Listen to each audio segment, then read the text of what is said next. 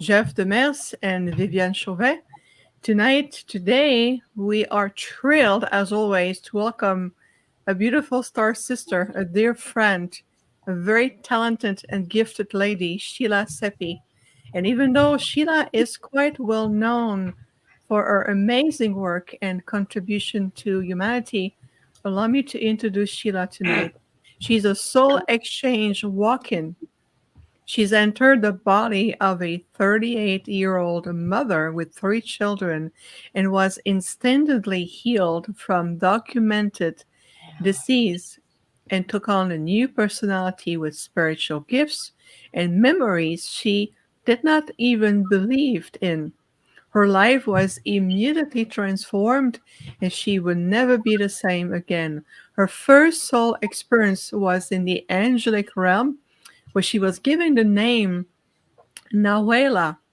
That's beautiful, Nawaila, by her original star family. Her souls is a combination of the Angelic, Pleiadian, Sirian, Arcturian, Lyran, Mantis, and Andromedan multidimensional Christ consciousness lineage.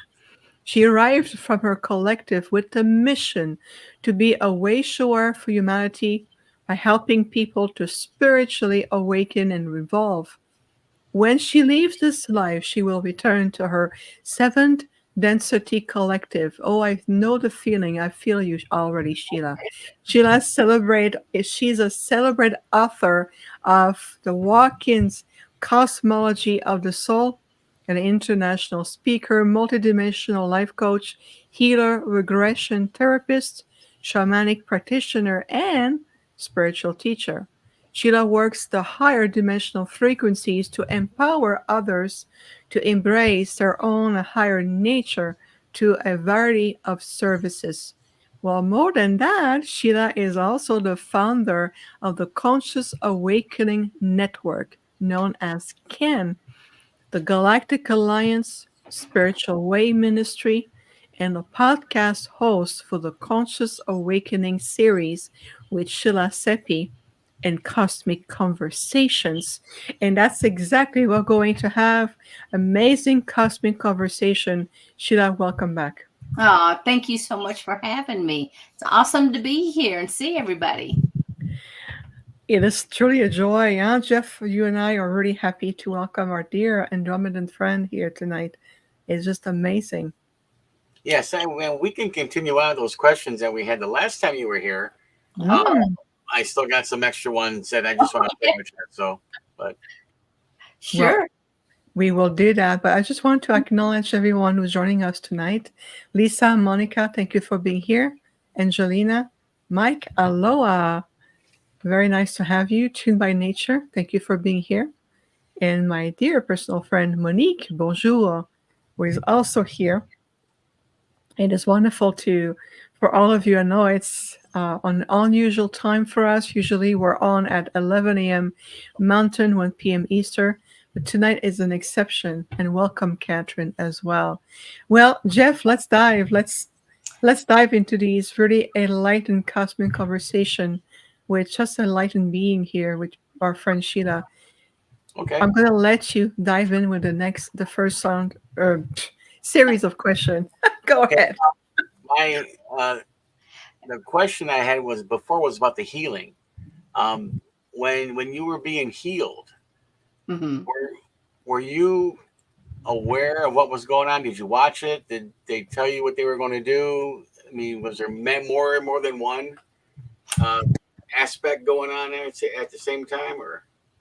You know, I no, it was a once and done because what happened is when I went to bed, a very, very sick person, Mhm. then about 7 o'clock the next morning, when it felt like someone pulled me bolt right up in bed, when that lightning ran through my body because of the vibrational frequency of the being that, of me coming in to the body, it was not compatible with the lower frequencies. And so that was instantly healed. However, giving up the diet Mountain Dew, which I used to say was the nectar of the gods, giving up all of the bad eating habits, everything began to shift and to change. And when I went to the doctors, they were astounded. I am surprised that they actually didn't run a whole lot of tests. So I know that it was spirit guided,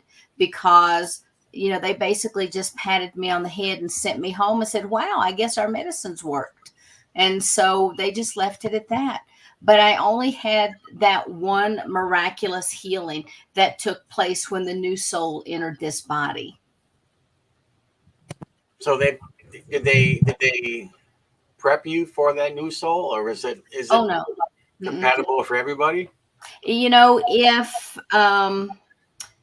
If they had told me with the mindset that I had then, I wouldn't have believed it. First off, I did not work with spirit guides. I did not believe in past lives. I had never read a metaphysical book. I was Southern Baptist, grew up in the Bible Belt, and had a very, very different outlook on life. And for an event like this to happen, the only thing, we're talking about the walk-in, when the walk-in came in, the only explanation that I had is I must be having a psychotic break, because my background was in psychology. And so for me, being very linear thinking, it was like, oh, well, the illness, the dysfunctional marriage, the kids, the job, everything has finally gotten to me, and I've just lost it. Did you, when you got better, did you have a better sense of knowing of other stuff? Oh, immediately. When I came in, I remembered past lives that I talked with my collective, because I came in from a collective. And so once I learned who they were and I had developed a relationship with them, I asked them so many questions that they were really my teachers. And so anything that I needed to know, I just went to them. So there was no pre-warning. There was nothing. And the things that happened to me, immediately I started remembering past lives that I didn't believe in. Later, when I asked my collective, they said they were not my past lives, but because of the activation that had occurred within the cellular structure of the body, it activated those memories. And so I was remembering them. Plus, as a walk-in, when you come in, you take all the cosmic, miasmic, debt that has to be paid. You agree to finish that person's lives. You take on all of the responsibilities that they would have had. And it took me from 1999 until 2012 to get everything cleared up to where I could truly start implementing my path. Now, I was doing my own thing. I'd already opened my own business and everything back in 2007, but everything really anchored in as more and more of that soul energy began to come into the body. Okay, now, and you got multiple entities that were helping you, that are with you? Okay, typically when someone is born, a soul enters into the body through the top of the head, and it attaches to the body through what we call the silver cord. So the soul can enter in and out, at will. When the soul of this body left, that silver cord was severed. And so when I came in, everything had to be reattached. All of the chakras had to be changed out. The meridians had to be changed out. The ley lines had to be upgraded. The holographic matrixing had to be, upgraded. The spiritual bodies, everything that made me had to be upgraded. Wait. When you say you, Mm-hmm. the physical you, or the soul me? The soul you. Okay. Soul me. And when I entered, most people, when they come in at birth, they come in from wherever they're coming from, another planet, a dimension. Maybe they've had a time of rest. Maybe they're reincarnating. But when they come in, they attach to the body and they, pretty much stay. And when I came in, because of the activation, I came in bringing additional information, but I had that information because I was part of a collective, not just a single soul.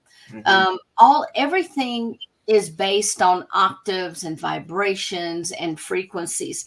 And so when we talk about like a higher self, that's just a higher octave of who we already are. We're already embodied. We're already ascended. We just have to remember that. But when we're in human form, we have the veil of forgetfulness. We don't remember who we are. But the collective itself was not from my higher self. It was not from the Shantias Khan. It was from the actual oversoul itself. Because if this is the oversoul, these are multidimensional lives. All of these lives had come back together and was here. And we basically were in the Andromedan system when Gaia cried out, and we came to assist the planet. And I was already working in the crystalline grid system, putting in new codes, sending in new frequencies and vibrations, because we were getting ready with for the concordance and the convergence at that time. But then that was in the 80s. So in 99, when the soul of this body cried out to be released, I was already there. Now, I am not a future aspect of this soul. I am not, any part of the old soul, but we all are one anyway. And so within a higher aspect of the larger oversoul, there was a compatible resonant frequency. And so from the collective, it was decided that I would be the aspect to inhabit the body, but I never disconnected from my collective. And so I am them and they are me. And, that's the way we work. Okay. So the person that you entered, was that person dying? Yes. Okay. So that timeline stopped and you just re-entered her body and continued your timeline from the collective. That is correct. So when I came in, it was with the whole purpose of being a way shower, trying to help people to be boots on the ground, like Vivian. You have to have people here. There's the prime directive of non-interference. So when you're out here working, there's only so much you can do. But when you're here on the ground working, then there's a lot more that you can do. You can have communications, you can have groups, you can set up a television network, you can do all of those things to try to get the messaging out there. And so that was my intended purpose, because I was doing the same thing in the crystalline grid. It's just down here, I'm using a different methodology. Okay, now do you have an Akashic record for you now? Since that the one that you entered, that record is ended, and if you jumped into her body and continued on with the form you have now, do you have an Akashic record? I'm sure that we all have a blended Akashic. I've never had an Akashic reading, because if I have a question, I just ask. For myself, and then they just give me the answer. The Akasha really starts, in our higher bodies, and it's there, it's accessible. Anybody can access it. We just have to, be focused and be prepared to listen to the information that comes through. As a human species, we're not taught how to put that body, mind, ego complex aside and just operate through soul or spirit. And so my mission here is, I'm just as human as everybody else. And, I get frustrated and angry and hurt and all that kind of stuff like everybody else. But I always try to remember to operate from a place of soul, because I know who I am. And I know that this is just a temporary vessel, and it seems like a long time here, but it's literally, just a blink of an eye. Okay. Vivian, you can answer this one too. Now, we know these beings as an example: Andromedans, Arcturians, Umo, blah, blah, blah. And I know that who we call the Umo, which I do a lot of research on, that's not what they're really called. Okay, that's not what they're known as. To us, they're known as Umo because we reference a planet which is not even called Umo. It's a number, but we use names.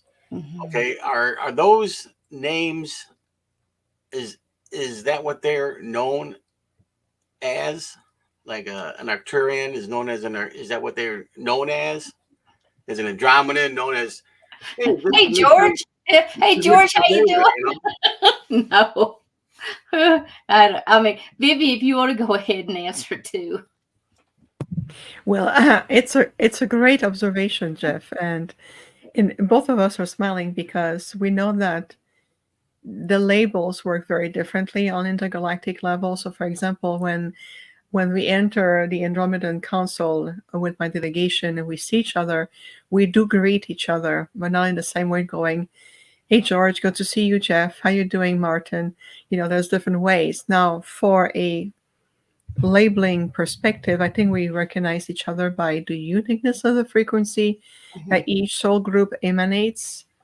I know that, for example, the word Arcturian, the word spell, is not completely the way it is, but shows for the purpose of relating to human beings and human beings to relate to us, that the word Arcturian is right.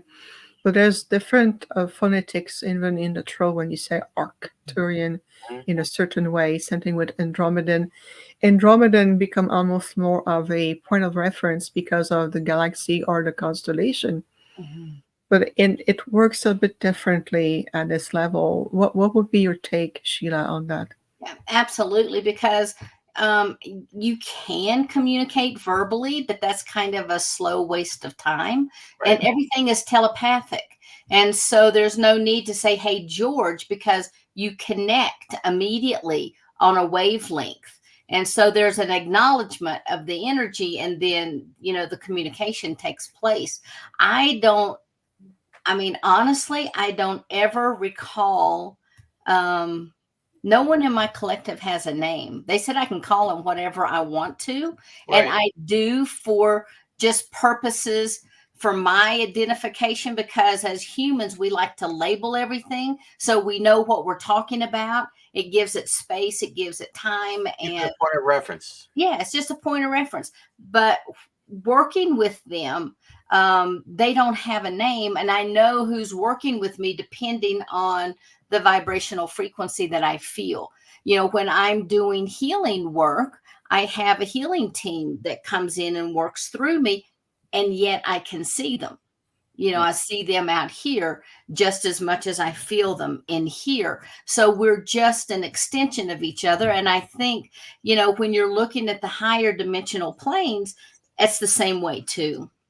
And the reality of it is, whether it's an Earthling, an Arcturian, an Andromedan, whatever, we're all still divine sparks of source. And our whole of reality is to have experiences, to grow, to expand. And so, when you are at those higher levels, those things. You operate from that law of oneness, that place of beingness. And the beauty is, well, I don't know if it's beautiful or not, but you also retain, when you incarnate into another body on another planet, you also retain the past life information that you want to retain. So you get to choose that. But here it's kind of like we get amnesia and we forget who we are. And, everything out there is non-existent, because when you leave the earth, so many people think, oh, it's going to be, fluffy, and it's all, there's as much polarity. Yeah, there's as much fifth density, it's only when you get out of the body and you're in pure consciousness are things peaceful. There's still, duality out there. There's duality in all the fifth density planets. And so there's such a misconception of a higher realm being better than what you're living. Right. There's no way. Right. And I would have to say what I'm talking about, even though it's in fifth density, it's still solidified. It still has form, because if all of us right now transition, let's say, to sixth density, we're vibrating at the same frequency, we would still see each other. We would Yeah. still see the things around us. But when you're at a lower density and you're looking up, you can't see those things. Yes. Thank you, Sheila. There's already 2 questions in the chat room for you. If that's okay, I'd like to read the first question for you. Of course. The first question comes from Pat asking, can one experience this walk-in phenomena on a solo level? And if so, is it a permanent? Can they experience a walk-in experience on what type of a level? On a solo level. On a lower level. I got it. Walk-ins, it depends on what the mission of a walk-in is. They don't have to be a higher being that comes in, but I can tell you that true walk-ins always come in with a higher resonant frequency than the soul that's leaving. But depending on the individual, sometimes it could be, somebody that needed to reincarnate that still has a higher frequency, but they still have a whole lot of work that they need to do. But, the people that I used to interview, I would find that could be the case.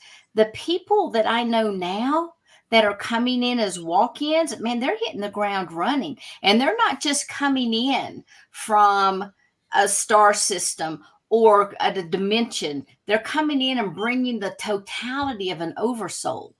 And I mean, you still can't, I shouldn't say a totality of the oversoul. They're coming in as a higher collective. And so it used to be that people, when they came in, they woke up then as a starseed. And there's thousands of starseeds on the planet that are waking up, but they're not walk-ins. In my case, this body was expiring anyway. And so it was kind of like, if you've seen the movie Nemo, mine was my body. So when the other soul left and then this aspect came in, it just so happened that we were from a higher frequency and we had a job to do, and it was decided we could do it better on the ground. So, Pat, I think, and that's a great question. I think that it's possible when you say lower, I assume you're talking about a density or Like a dimensional level. Yeah, as long as it's higher than the soul that left. Okay, now you talk about oversoul. Okay,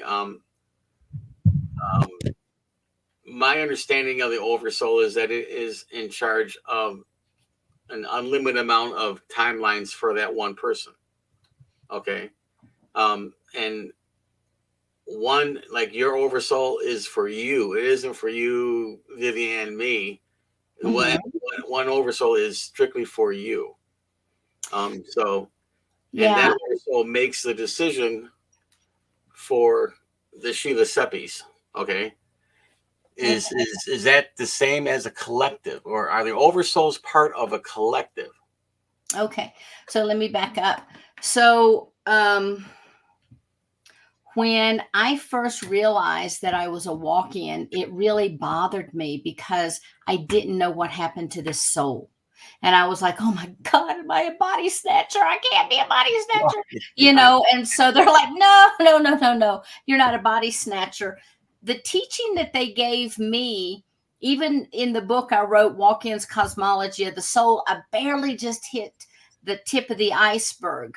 If you start at the very top with source and the individuation, there is a source monadic structure that's in place that holds all the templates and the blueprints of creation. And then as that oversoul template begins to unfold, there is then a master oversoul that's in charge of every soul period. Here, other galaxies, it doesn't matter. It's a soul. Okay. And so that's the master oversoul. And then you come down and you have a larger oversoul, which contains multiple like soul groups. And of course, within soul groups, you have soul families. And from there, when you individuate out of a soul family, then you have another oversoul that holds all of the aspects, like I was saying here. But when you incarnate, these are each different timelines and lifetimes. But at the very tip is what my collective calls the Shantias Khan. And the Shantias Khan is it's kind of like your own personal cloud storage that has everything that you need for the life that you're living right now. And from that comes down a higher self stream. And from the higher self stream, when it attaches to the physical body, that's known as the soul, because that's the personality for this lifetime. And then the energy that emanates off of it and feeds is what's called the spirit. And that's outside the body. So when the body expires, then the information from the soul just kind of goes back up into the oversoul. The oversoul, I mean, not the oversoul, but into the higher self. The higher self then is unwinding all of that information, doing all of the data storage, while this aspect out here, the spiritual bodies, the higher causal bodies, then are undergoing that soul review. Thank So you everybody has a job to do.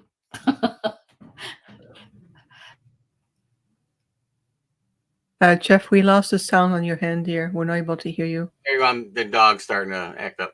Can one of the timelines visually see another timeline? Would that what we would be called deja vu? You know what I think a deja vu is, and I wrote about this just a little bit, but deja vu is when any of these lifetimes, which could also be a parallel lifetime, any of these lifetimes, when there is a, if you want to call it another resonance factor, if there's a resonance, a stream of data, a vibration that you're doing something at the same time, another one of your aspects is doing something, then there's a solidification of the experience and you're like, whoa. And that's what feels like deja vu, because we have to remember there truly is no, past, present, and future. Everything is happening here in the now moment. So like if this pen is time, you can incarnate. If this is like the beginning of time and this is where we are now, you can incarnate anywhere on here all at one time. So in essence, you could be your great grandfather.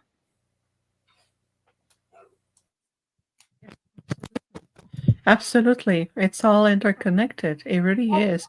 It redefined the meaning of being a multidimensional being. It really brings that into perspective.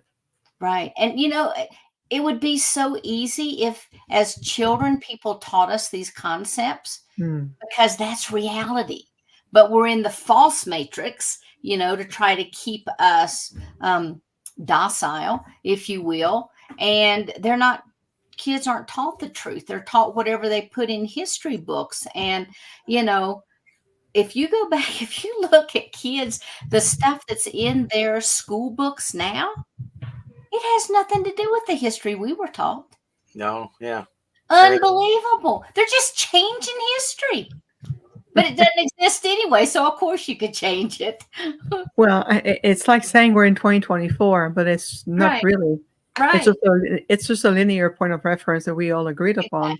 Exactly. I mean, at some point, somebody said we're going to reset time from 2000 down to 0, and then from there it's 0, 1, 2, 3 again. So, it's again the quantification of time through a linear perspective. And luckily, we're shifting out of it. We're becoming more and more cosmic, universal. So that's the good news. Sheila, there's another question for you. The question is, are you able to sense other walk-ins? And that's from Catherine. Typically, yes. And if I'm in their presence, a lot of times I see like there's a little shimmer in their field. And at first I didn't know what that was. I actually went to the eye doctor because I thought, oh man, there's something wrong with my eyes. I'm seeing these shimmers on people. And they're like, I thought maybe my retina was coming detached or something, but no, it was not. But yes, a lot of times I can. That's cool. Okay. Yeah. Yeah, that's pretty awesome. No wonder. No wonder. Well, people are really active, and there's another question from Sarah. Says, Sheila, do you retain the life memories of the previous soul? If so, is it through cellular memory? I think you covered that a little bit, but I think that we bring some And clarification. I have to say that is a loaded question, because here's what happened. When I first came in, I had no memories. Well, I can't say no. I remembered my mom and dad. I remembered my kids, and I had a few select memories, and that was it. Thus, making it easy to get a divorce within 3 months of coming into the body, because it's like, who is this person, and why am I cohabiting with them? I don't think so. So I did not have those memories. I did ask constantly. I want more memories of the kids. I want memories of the pregnancies. I want memories. And they're like, those aren't your memories. You've got enough to do. And so I went about that for a long time. And then a person from within my family lineage was acting really weird. And every time I was around them, they were just very odd. And so I told the collective, I'm like, look, I know you said they're not my memories, but I need to know as a human being why this person responds this way. What do I need to do differently? That was a loaded question, because not only did they give me those memories, when those memories started coming in, it brought in more miasmic codes that then got lodged in my field, that seeped down into my cellular structure. And I had a whole new set of old stuff that the body had gone through that I had to clear. So the answer is, I had a few memories, and I should have left it at that. I can I can only imagine feeling overloaded with all this sensory input and codes and the memory and everything. It's the same thing when people says, "Oh, I want to remember my past lives." I would always says, use wisely. Only ask what it serves you the best in this lifetime, and the rest is just point of reference, because otherwise it can really overwhelm you. Careful Yeah. what you ask for. That's Right? right. Because we also have to remember, we're still under the auspice of the false matrix. And my collective had told me that like 12,000 years ago, that there was a piezoelectric field that came, and it was pushing down on the crystalline grid, and it was implanting all of these codes. Well, the crystalline grid is connected to the ley lines in the earth, and that's kind of one way that information is constantly coming in. And so when these new codes were coming in, they went through the collective consciousness, they were connecting in with the ley lines, and forever people were cocooned in that energy. Well, fortunately, that field is no longer there, but because we were subject to it for thousands of years, behavioral responses, ancestral lineages, etc., now have been imprinted with that false coding. And so a lot of times when we think everything is copacetic, we dig deeper and we bring up another layer of ancestral lineage. Because I work with people all the time, and they'll say, I thought I cleared that.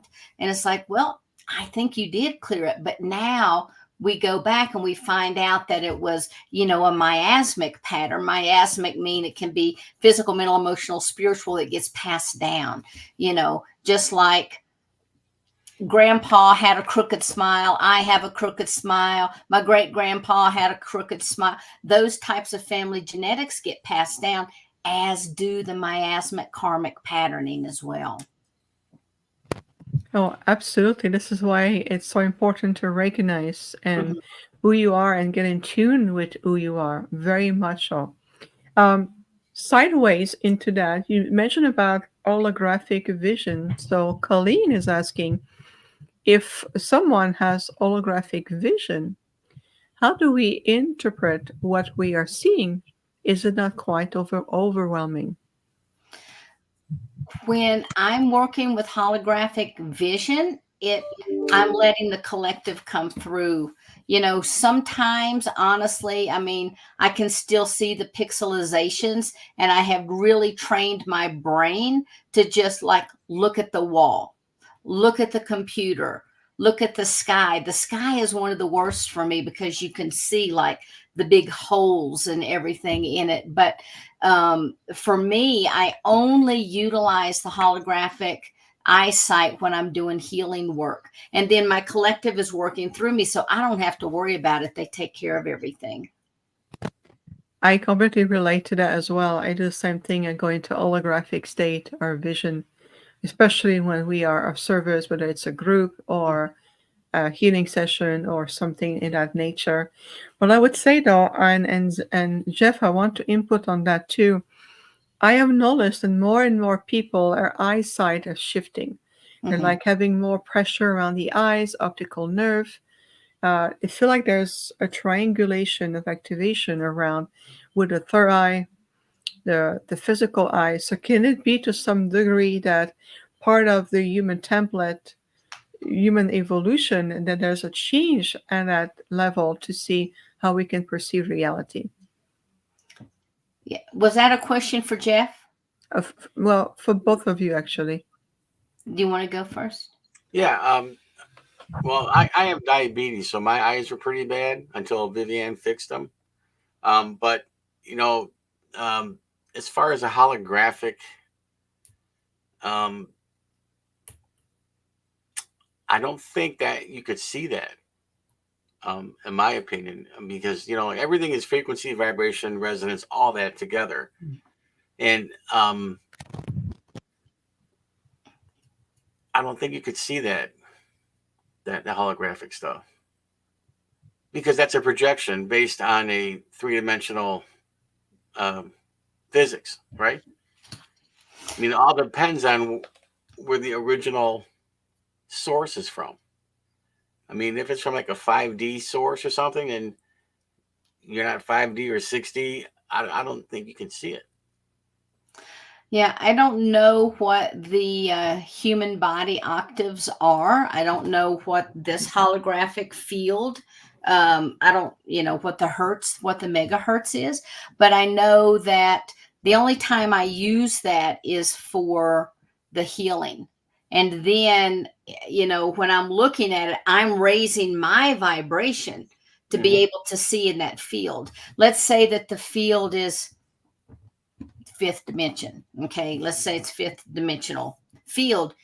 I have to raise my vibration up to match whatever that is. But that's not something that, I would choose to sustain for any period of time because it kind of, it takes the fun out of it.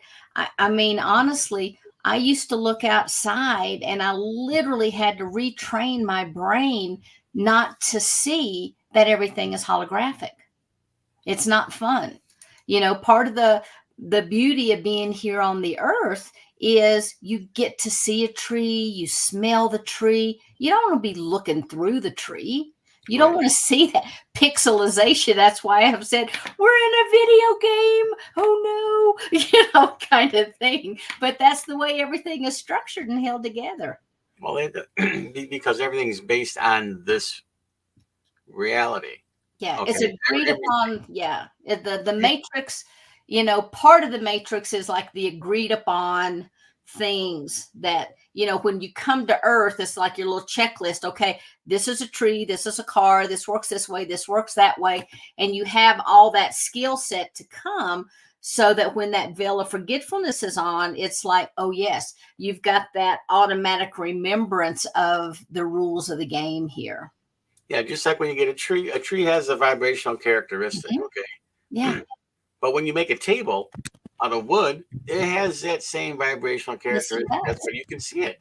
Because even though it's not connected to the ground, it still holds that frequency within it, which leads to another question I'm going to ask you later on. But every object resonates at a certain frequency, I guess, for lack of a better term.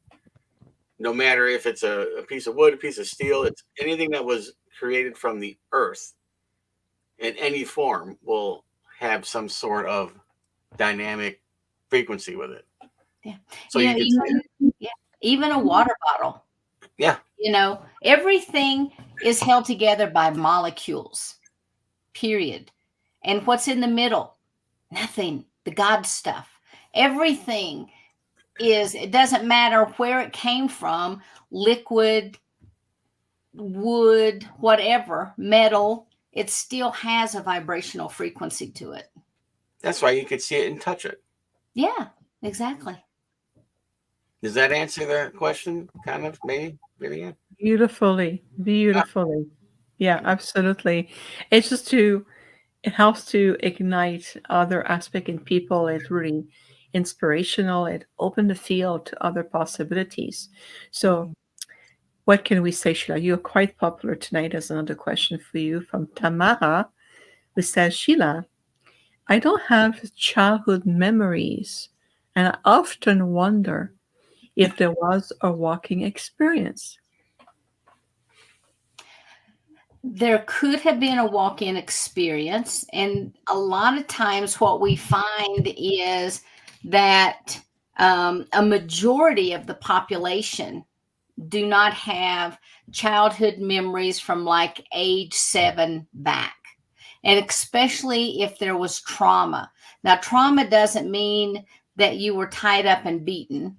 Trauma can be you dropped something, you were afraid, you were reprimanded, but because of the being fragile in that moment, it logged in the body as trauma.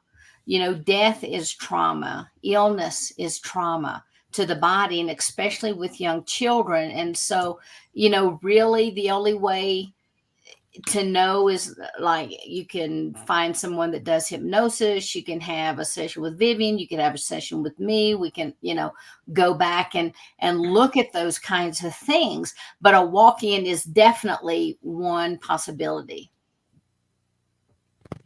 And that's a really good point. I like what you're saying, Sheila. The thing is that am I correct to say that a walking situation is a sacred thing? That it's an agreement.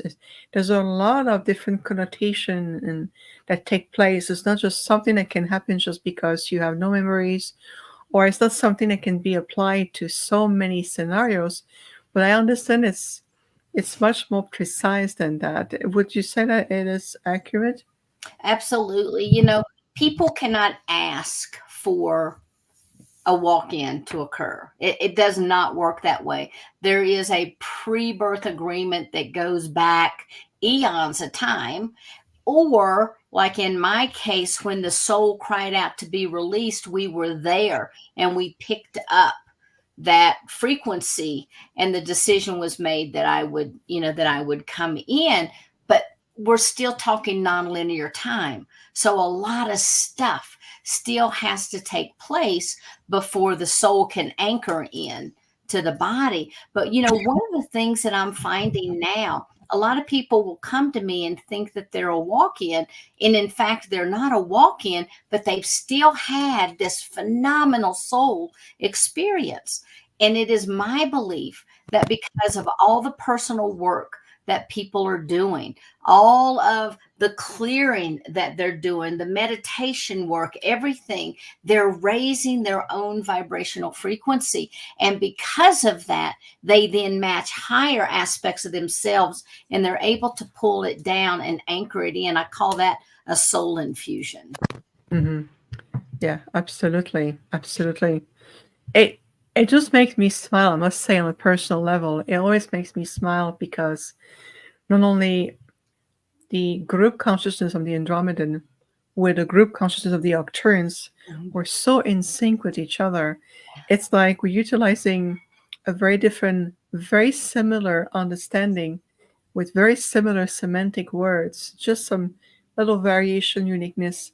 But it's like it really feels like a feel of infinite energy that's just blended to each other. Mhm. And that brings me personally very ancient intergalactic memories of when thousands and thousands of years ago we start to collaborate and connect with the Arcturian, the Andromedan, their council, and how our realms connected. And it's just, I'm here sitting and I'm smiling for so many reasons. So if you see me going like this, it's because Yeah.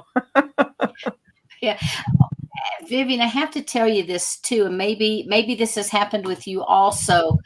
I was conducting a healing session the other day with my healing team, and there's an Andromedan, Arcturian, and Angelic member, which are aspects. And all of a sudden, we finished the session just like we've done 1,000 times. And right above the person's head were these like donut rings of light. And they were just like stacked on top of each other. You know, the kid's toy that kind of teeter totters and you drop the donuts down and they stack up. Well, these were like that, but they were all the same size. And I was getting ready to conclude and they were just like, no. And then all of a sudden, like, bam, started at the feet, came all the way up to the head, super, super bright light, couldn't see the person. And then all of a sudden it started being absorbed by the field. And when it was over, just for a moment, it was like, I wasn't sure if I was seeing the person, if I was seeing their energetic bodies, but they looked very, very differently to me. And I didn't know if you'd had anything like that to happen or anything, but I can tell you, I think that's part of the new holographic matrixing that's coming onto the planet because our gridding, everything is being upgraded. And I'm wondering if those donuts, I'm like, hey, where's mine? Bring me I want my donuts. It looks so cool. I didn't get them, but it looked like this huge, I don't know, like a bath of energy, just like, and it was so soft. And when you did your hands, it's like, oh, that was the feeling, that motion. And that's what reminded me. So I had to mention that. love it, love it. We call it the next level of spherical light spectrum coming in, interweaving into the next body, the next light body, or even the plasma light body. And it's all part of the new grid system coming into the Earth this year. And it's one thing that my Arcturian group have told me right at the beginning of 2024. And even though in Asia the New Year's coming soon, but we're still within the energy field of the New Year, so to speak. It's that get ready, get yourself really upgraded because the new grid system are coming and it's going to change the dynamic in the matrix reality. It's going to change. So I can feel, and let me know also, Jeff, if you feel something similar. And of course, Sheila, I feel like there's a very palpable disassociation of the old timeline in terms of with the new grid system coming in. I feel like we've been overing with each other, the two timelines. But I feel we're really finally going to disassociate ourselves from the old timeline. And that's going to create a whole aspect of shift and transformation, very much so. So I'd like to hear from both of you if you've been, based on what you just shared, Sheila, if something that you feel, been perceiving also for you and on a planetary level coming up. Yeah. Do you want to go first, Jeff? Yeah. What I think is similar to what you think, Vivian, but what I think is that you got different dimensions that are coalescing with each other right now, like they're touching each other, but they're not supposed to, but they are. Okay, and case in point is the that mall alien in Miami. Okay, I think after looking at everything, I am thinking that there's probably a binding of two dimensions, and it just so happens it happened in Miami. Okay, and somebody walked through, or somebody happened to be in the wrong spot, and they appeared in Miami. That also happened. That actually happens quite a lot. We just don't know it, but I do know that there was a happening of the green children in Woolpit, Ireland, I think it was.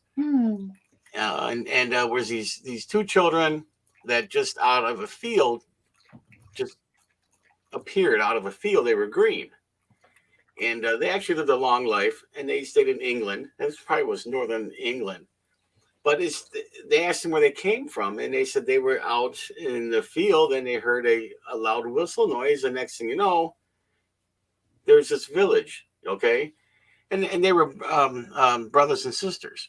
Mhm.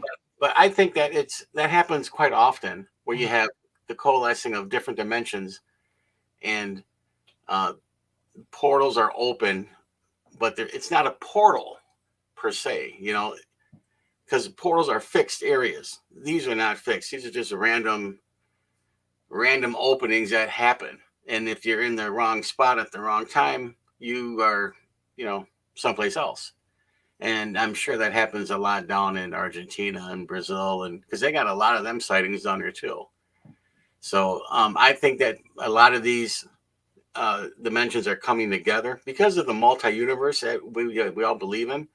I think that they're starting to condense together to become as one, or we're becoming closer to them, or being absorbed by them, and so that we'll be able to what we would call like a 5D split, I guess you could say, right?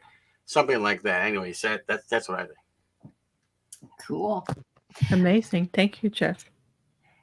One of the things that I have noticed over the past several years, it used to be that the lower astral operated right above and around the earth.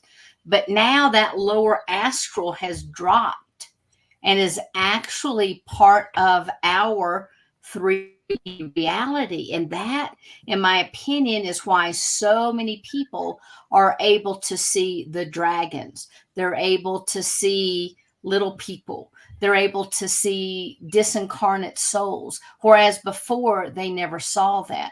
There's much more paranormal activity that's going on, and I truly believe it's because everything is compressing in. The other thing that I think is happening is because of all the shifts and changes and upgrades that are happening, we literally are changing the DNA within our very own structure, meaning that we're also breaking out of that false matrix DNA that we've been under. So for me, like when we talk about the ascension, we've all probably done ascension 1,000 times. But the important thing with this one is we're breaking free of that false matrix, because we are creating synergy as a group, as a society, as a human race, and we're raising that frequency together. And in 2012, when that huge photonic wave came across the planet, like if this is Earth, I always saw it as it started that breaking away. And so now we've been here with this Vesica Pisces being, like the fourth dimension, and we're starting to literally move out and away from that old false matrixing, or it's being pulled away, and certain people that vibrate at that level will go, and then the other people will stay. And so there's just so much happening. I have people all the time that come in that are talking to me about things that even a year ago they didn't even believe in. Oh, absolutely. And in fact, it's sideways to an observation slash question, and Catherine asked, and I think it's very much related to what you've both been observing. There apparently been reports of blue and silver energy entering in the Arctic Circle, and that blue beings are helping to bring that energy. So, are you familiar with this apparently phenomenal happening in the Arctic Circle, or these so-called blue beings? I mean, I'm not familiar with it, but it doesn't surprise me for a couple of different reasons. We know that that is one of the entrances into inner Earth.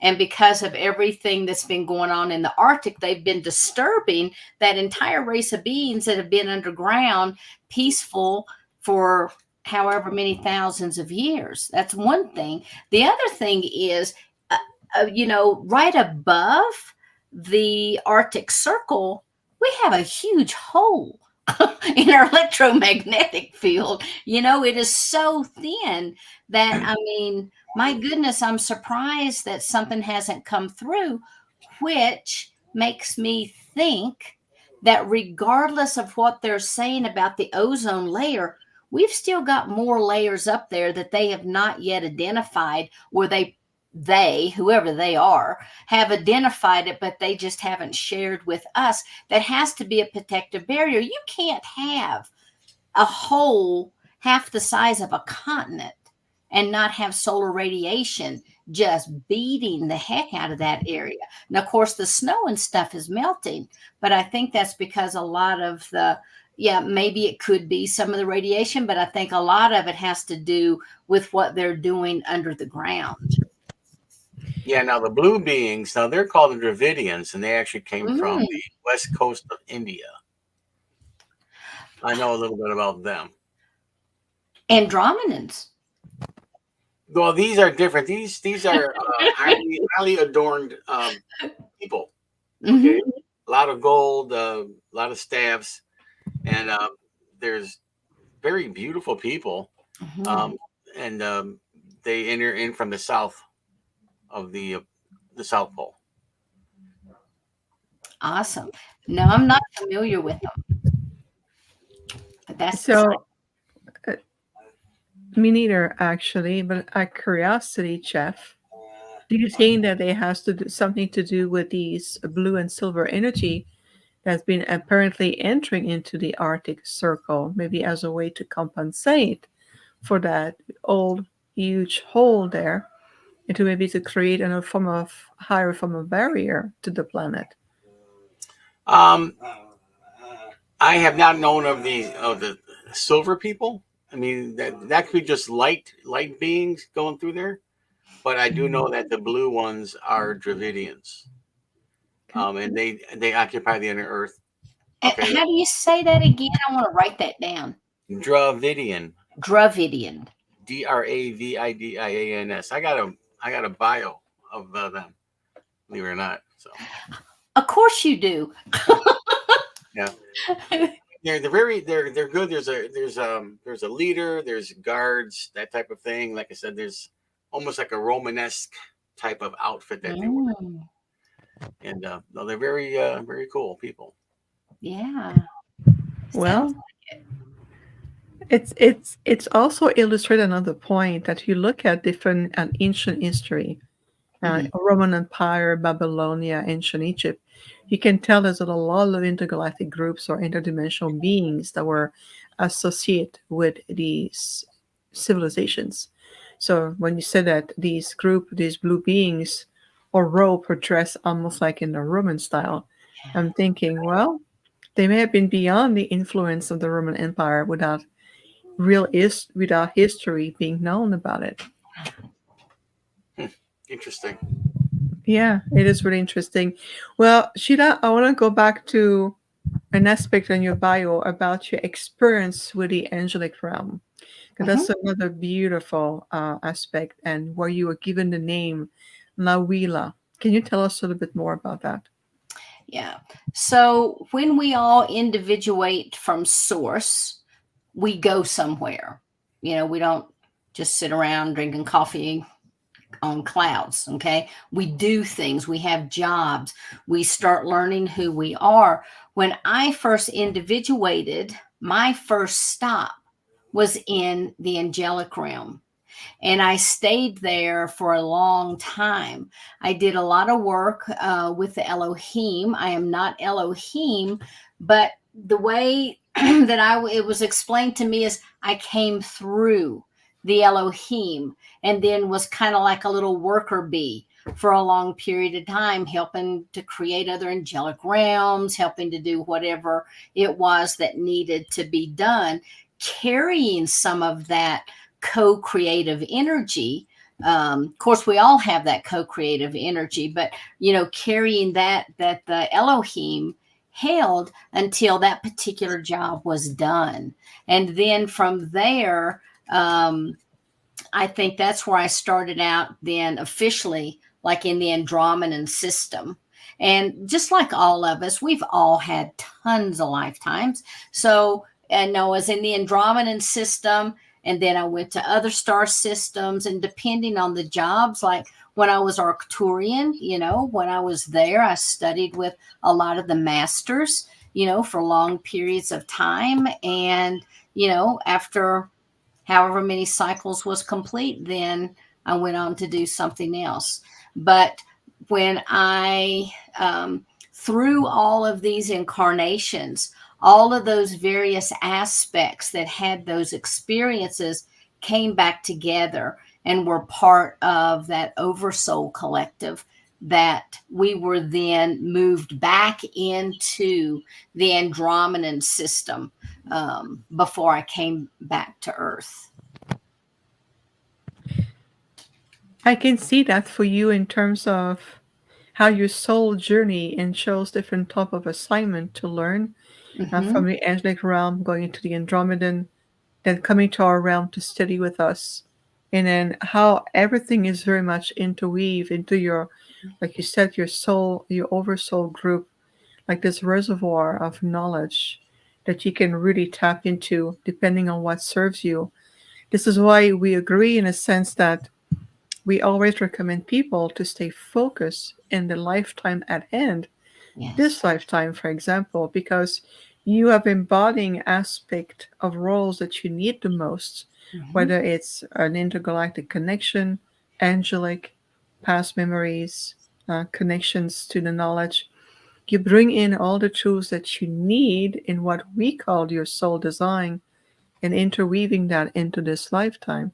So I love what you just share about, beginning with the angelic realm. I have a question for you. So according to your experience and knowledge, what is the difference between the angelic realm and the intergalactic groups? And when you're talking about intergalactic groups, are you talking about the light beings? Well, there's many intergalactic groups. It's the star beings. It's Right, whether it's a Lyrans, whether it's a Pleiadian, whether it's right. those from Vega. Well, for me, the angelic realm has a totally different vibration and frequency. Most of the angelics that were there when I was there had never yet incarnated. And so the essence was very, very pure, very high. Once you incarnate, you're kind of like a high school kid that knows everything. Oh yeah, I know that. Yeah, I'm going to go over here and I'm going to do this. And sometimes it works out, sometimes it doesn't. But once you lose that first initial innocence, you carry that energy with you. And when I say innocence, that's that pure expression from source energy before you've ever done anything else other than that original job. And so for me, that realm was a much higher realm. Now, one of the things that they also showed me, because I asked one time, I said, all right, we're talking about realms, we're talking about frequencies, we're talking about universes. And yes, I know everything happens at once, but I don't understand the concept of realms. And what I was shown is when that light first, broke out, light didn't travel just in a straight line. It had those, vibrational waves. And between the peaks and the valleys, that's what they were calling a realm. So you can have an angelic frequency that goes eternity, but there's many, many realms within that one frequency. So like if this is the frequency, all these little bitty hairs could be different realms within that one frequency. And a realm is not the same as a dimension. A realm is not the same as a dimension. In my opinion, realms don't have dimensions. And there are no dimensions anyway, really. I mean, that's just another term that we've come up with, dimensions and densities, just so that we can kind of grasp something. It's octaves of vibrational frequency is what it is. And so for humans, we can't just look at the total picture and say, oh yeah, that's what it is. That's why we're not ready for telepathy yet.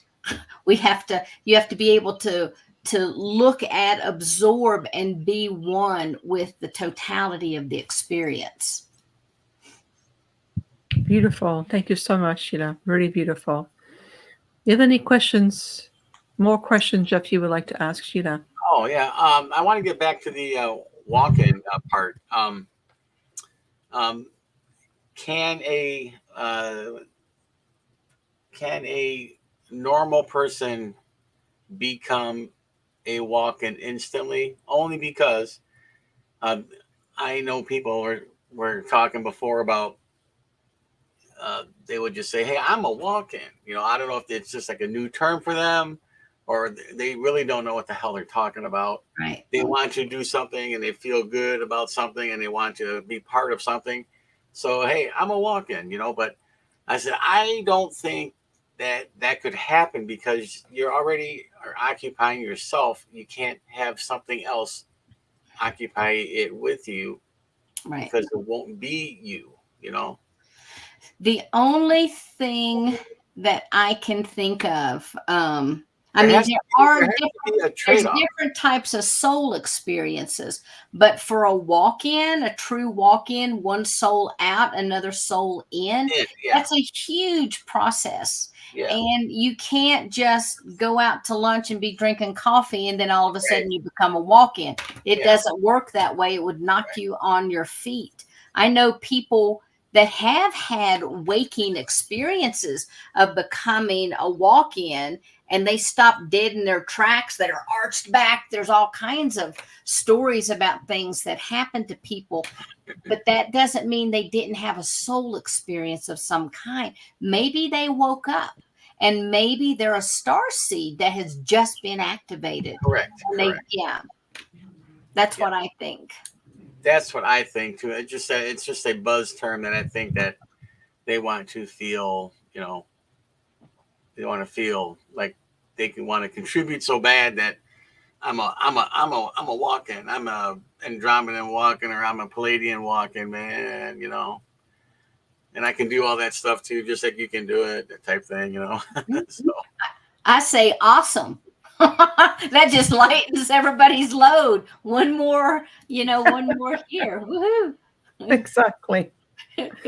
okay, another thing I want to know is can let me think here. I'm going to put this. Can an inanimate object, have certain powers, or carry over certain, let me just tell you. Chucky doll. What? No. Like a Chucky doll. Yeah, well, pretty much. There's this painting called the Anguish Man. Okay, I don't know if you ever heard of it, but it is this painter that was painting himself with a self-portrait, and he used part of his blood to paint the painting.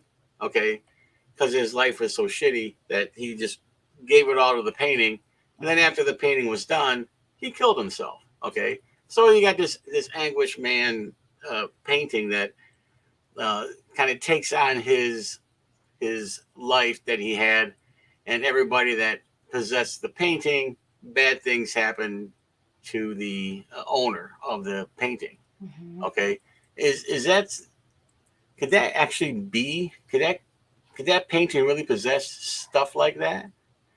Well, I know in shamanism, there's a practice of making talismans. And when you make a talisman, you're actually putting your energy into anything that we do. If we're writing, typing, washing our hair, whatever it is, we're putting energy into that. If this gentleman actually put his blood on that painting, it actually has his DNA. Yeah. Okay. And so negativity in and of itself can just dissipate and go away.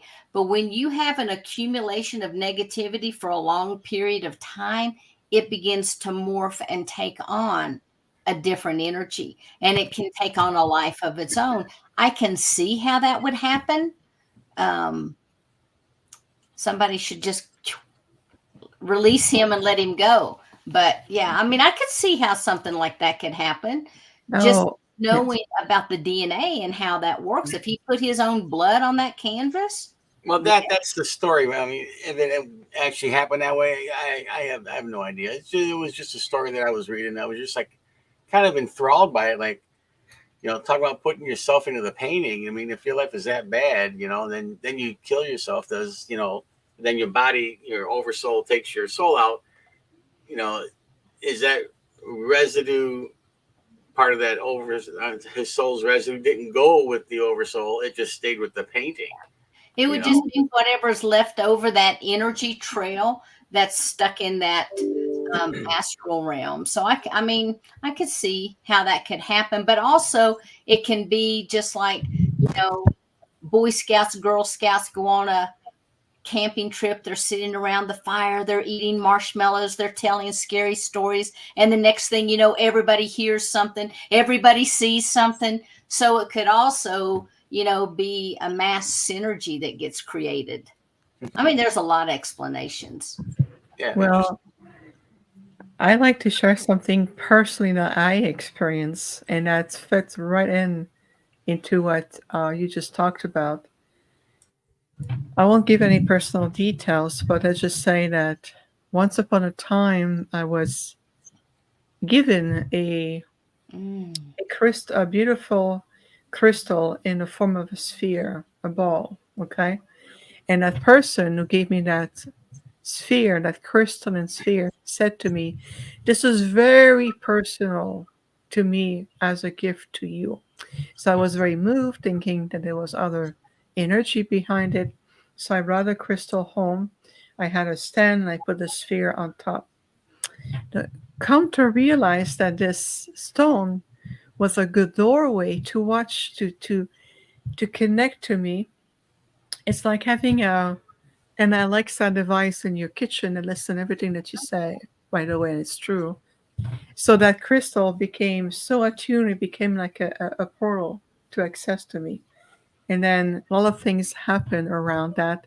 And then so the long story short, when I realized what this is about and who is connected to, I had to throw it in the bottom of a lake to really disconnect myself from it. So I am anything is possible in terms of intention, imprint, what it's created for, and so forth.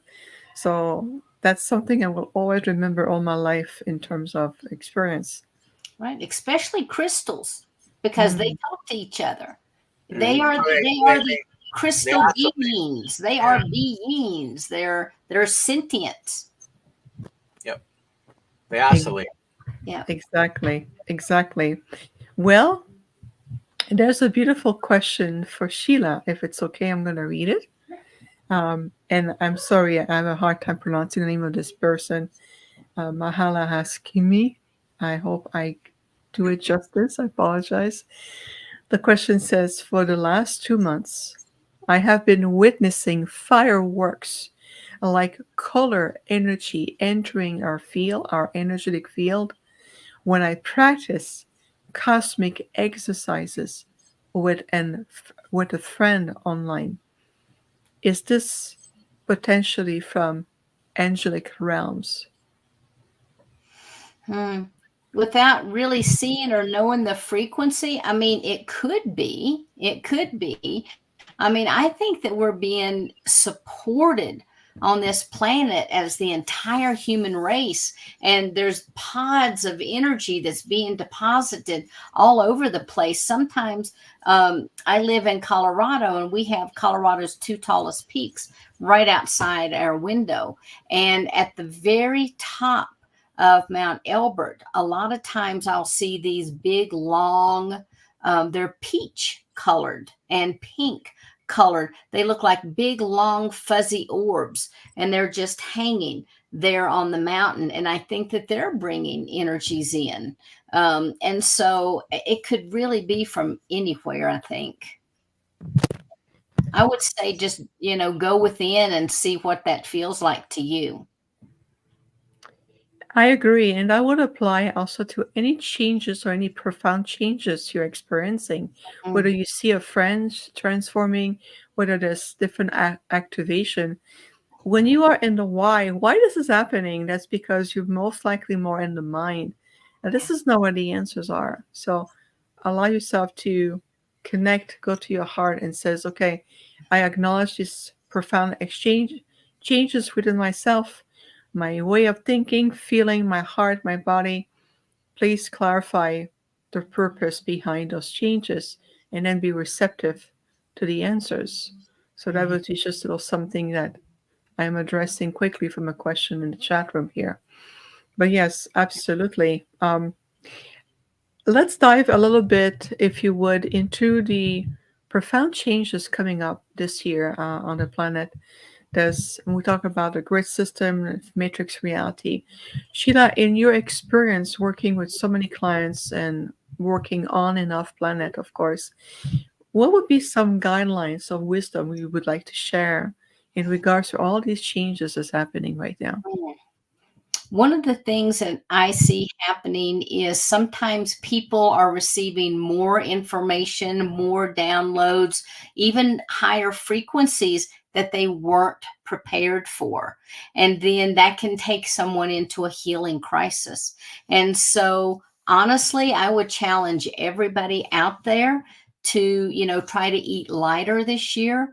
Drink lots and lots and lots and lots of water, and try to stay off of the processed foods, because there's so much that's being passed to us in processed foods that even if you have the cleanest diet, and if you're like me, I love the blue corn chips, and you're eating the blue corn chips, even though it says organic, what does that mean? How you have an organic processed something, And so maybe it's at one point from organic corn, but so just I would recommend to people really watch your diet, try to eat better, sleep better, get outside, even if you're not exercising.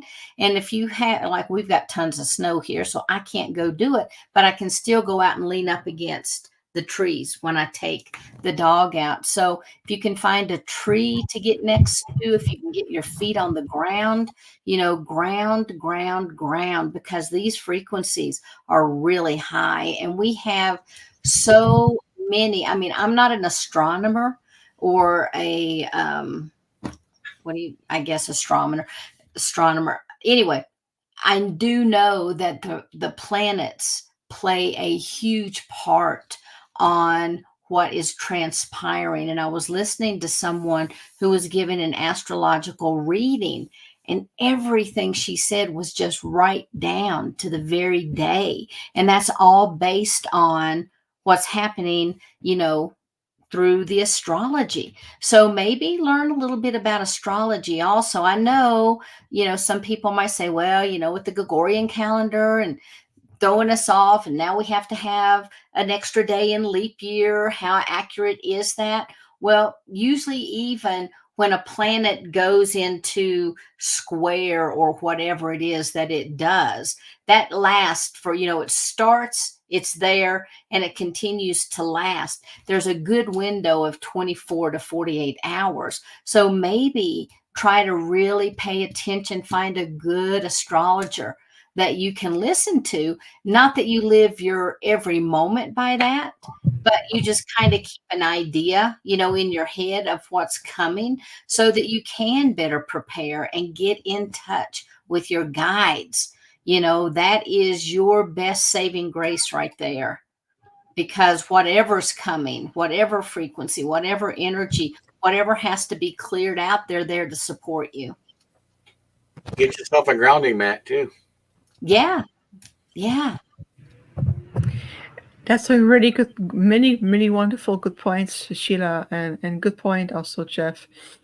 I must say between us that my consideration around astrology is that it's based on the observation of how the planets are and the alignment. But the picture you're looking in the solar system, it's already a picture of the past. The solar system is already ascending into a higher frequency and a higher level of resonance field. So how can we really rely on astrology if it's based on observation we have here and the understanding of the sky, where the solar system is in a completely different imprint, different space? Right. I totally agree. I don't know how it works, but I was watching this one lady on YouTube and I'm like, this is really accurate. So I've been trying to pay attention. And a lot of the things that she's sharing about the energies that's coming to a planet, and like there was one particular energy line that went across, she was saying that's going across Texas. And then, of course, Texas is all up in arms right now. And she said, this is the energy of change when Mars is this. And again, I don't understand it. But anyway, everything she was saying was happening. So I thought, wow, that's pretty interesting, because that can kind of give you, and it's not going to say, oh, today do this, but it really gives you a forecast of kind of what you can, be looking for. It's just like any forecast. They say it's going to not rain and it's pouring down the rain outside. A lot of that stuff is because the universe is electric. Okay. Yes. So astrology does have its roots based on that. Well, let's agree to disagree on that point, and it's perfectly fine. I love it. I love it. It's fine. Well, I want to interweave one last question, and then I want to talk about the CAN network for sure. Oh, sure.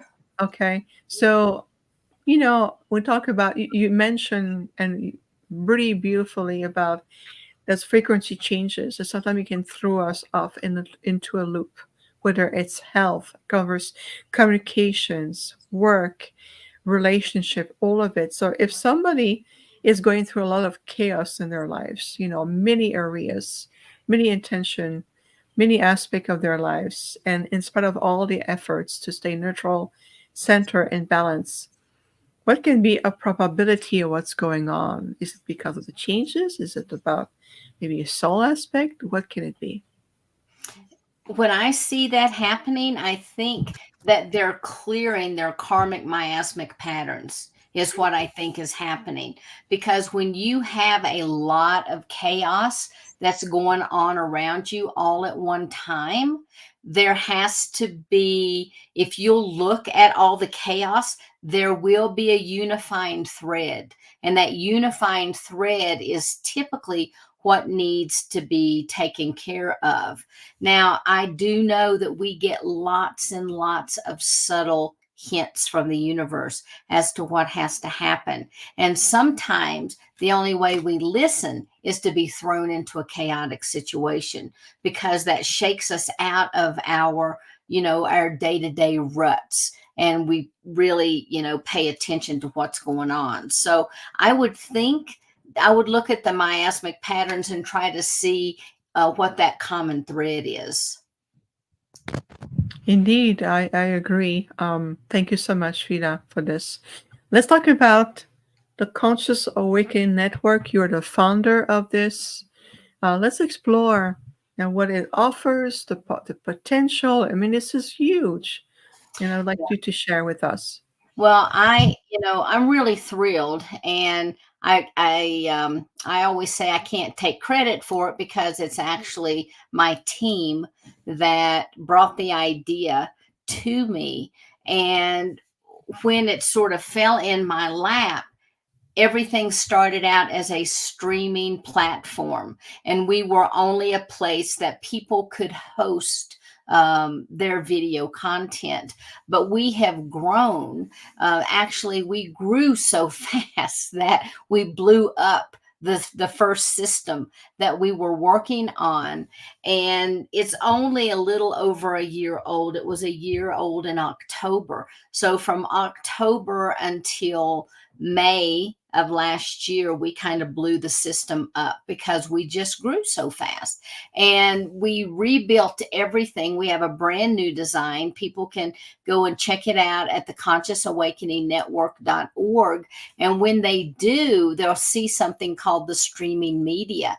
That's how we started out with hosts and channels and topics. Now we have the live TV. We have podcast. We're on all major podcasting. We have our own radio station. We have music that we play on the website. We also offer a plethora of events, and you can go and see past events, and everything that we do, unless it says on demand, is free. Everything is free. And so you can go to your phone app store and download the Conscious Awakening Network phone app.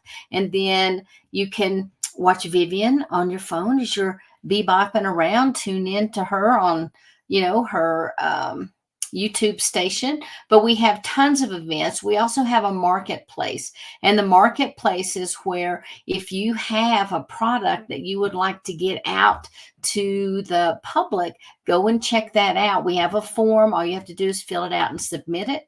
We also have what's called Can Learn, and Can Learn is very akin to Udemy or something like that, a Teachable. And so people are starting to put courses on there, and you can go and find whatever you're looking for. Now, these are all relatively new. But they're things that people had told us that they needed. For me, being a way shower, when my collective would tell me go bigger, go bigger, go bigger, I thought I had, they didn't say create something so everybody can go bigger. They were just like, go bigger. Yeah, sometimes it's like, guys, give me a neon sign. What do you mean? But I thought it was me. And so I studied all these modalities and I learned all these techniques. And then they just kept telling me to go bigger, bigger, bigger, bigger until they took my blinders off. And it was like, okay, I provide the platform. I go bigger by getting everybody out there, because the entire intention of the Conscious Awakening Network is to be able to support people on their spiritual paths. And who knows, maybe somebody who may be downloading a Roku, Amazon, Apple TV, or even like the Android or app on those platforms, they could just be channel surfing, watch something, and have a spiritual awakening right there in their recliner while they're watching this. And that's what the network is about. So the intention is to be able to support and to wake up, but we do that in a variety of ways. Cool. Amazing, amazing. And thank you so much. The website is on the screen right now, consciousawakeningnetwork.org. There's so much there. Yes, we're part of it. Yes, we're going to grow. And I too want to bring more video, more energy, and, and we're going to grow all together. It's really a pleasure to be there. Sheila, you also have a website, SheilaSeppi.com. Is that correct? I do. My healing practice is in the Vail Valley. And a lot of people were not so, they didn't want me talking to them about their souls, and they didn't want to talk about galactics, and they didn't want to talk about stuff. So I created the SheilaSeppi.com so that I have the services and things that I offer. My Spirit Way Wellness is really the one-on-one, hands-on type of work. And then the SheilaSeppi.com is where I do everything online. And so please check that out as well. Thank you, Vivian. Well, of course. Yeah. Jeff and I are in agreement. We have a philosophy. When we invite someone, it's all about them. We're happy to share their link, how they can connect. It really is. Isn't that right, Jeff? Absolutely. See? This is what we do right here on the Infinite Star Connection podcast. It is truly a joy. I mean, this hour and a half from a linear perspective went really, really fast. We have about a minute or two left, just barely. Can we just brush up on, very barely, a lot of people having a lot of trouble sleeping or stay asleep, a lot of waking up in the middle of the night. Maybe just a word of wisdom about that based on your knowledge. Yeah, a lot of times people are being awakened because their spirit guides are trying to get in touch with them. If you wake up and you're kind of shaky, then you've been out astral traveling and you've come back into the body too quick. And so the body is still, trying to integrate all of that energy. But when I wake up, I lay there and it's like, okay, are you trying to talk to me? Is this our little quiet time? And 9 times out of 10, if it's not, you'll go right back to sleep. But if it is, then even if in that moment you don't receive a ton of information, they'll still be downloading things to you that will begin to unfold in its own time. The important thing is that you make yourself accessible. Beautifully said. Jeff, you would like to say a few words before we wrap up today? No, everything she answered everything I had. I'm pretty satisfied with it. It was good. It was a good interview. I like Sheila. She's good. I don't like you too, Jeff. Of course, we are in great company with each other. Yeah. Sheila, I know you're extremely busy, and yet you took the time in the evening to stay with us, share your wisdom, explore, and be very generous of yourself as you always are. So we are very grateful. Thank you so much. Oh, thank you for inviting me, and thanks for all the great questions. Yes, everyone. Thank you for tuning in every time. We have a wonderful audience, the best. Don't tell anybody else podcast. Sorry, Sheila. But we have the best because we have people from all over the world and beautiful people who come every time. Even Dr.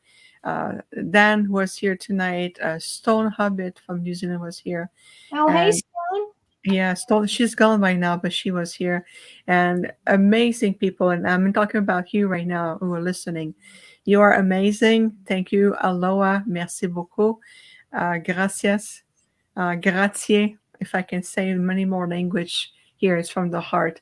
We're going to be back on Sunday, February 18, regular time, 11 a.m. Mountain, 1 p.m. Eastern time. That is Sunday, February 18. The gap, why? It's because I'll be traveling. I'm going to be speaking at a Conscious Life Expo in Los Angeles, California, one of the largest conference in North America. And they get me very busy this year. So this is why instead of coming back in 2 weeks, we're going to skip 1 week because I'm going to be at a Life Expo. We're going to come back on the 18th, more to share. Jeff and I are working around a lineup of amazing guests. We just launched season 5 just recently, and it is wonderful to be back stronger than ever. And Sheila, thank you again. Jeff, I couldn't do this without you. I'm grateful for you, my friend. I'm very glad to be here. Oh, we are glad that you hear more than words can say. Yeah, and I know you can all. What's that? I said, I'm sure you are. Oh, yes. Yeah. So it's a celebration and we all feel it in the chat room. Thank you so much for everyone. Sheila, always a joy. You'll be back for sure. My friend Jeff, we are coming back here on the 18th of February. In the meantime, what do we always say? Stay in your light. No fear, everyone. Just light and trust in yourself. Namaste.